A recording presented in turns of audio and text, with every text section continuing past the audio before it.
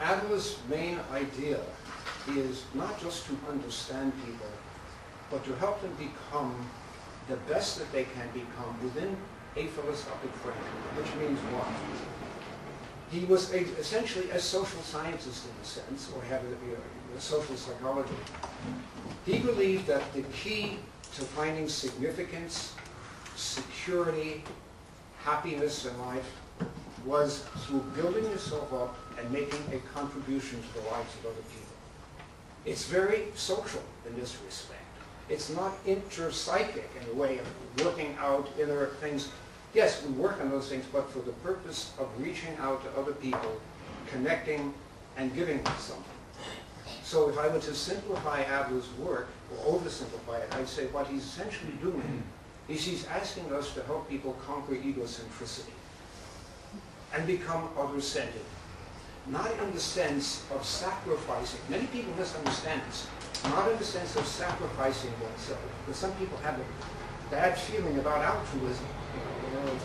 They don't want to sacrifice themselves. It's like if you can imagine the idea of mutual benefit. You don't leave yourself out. You don't leave the other person out. You don't leave anybody out. And then you start solving problems that benefit all concerned. That may simply be you and another person, or you in the family. Or if your appetite goes further than that, it might be you in your community with people who have similar problems. Or, as Adler would say, eventually this feeling, which he called Gemeinschaftsgefühl, which is a feeling of being embedded in life and connected with all of life. It's a very big concept. It means you're connected with both past, present, and future. You feel connected to that. And you feel connected with humanity. Now you may say, well, isn't this getting very spiritual? Sure it is. But there's also a psychological benefit. Because the person who does this feels very secure, very safe, feels very embedded, and never feels alone. So there are benefits here. It's not, we don't preach to clients. This is the theoretical base, and as a therapist, you kind of have to come to terms with this. Do you believe it, number one?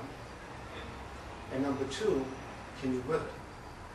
And so one of the demands we make is that a therapist, in order to master this discipline, it's not just the theory and techniques. One has to, in a sense, look at oneself in the mirror and saying, do I represent what I'm talking about? Do I live it? Do I breathe it? And so this is part of the influence in terms of connecting with a client, which is your character.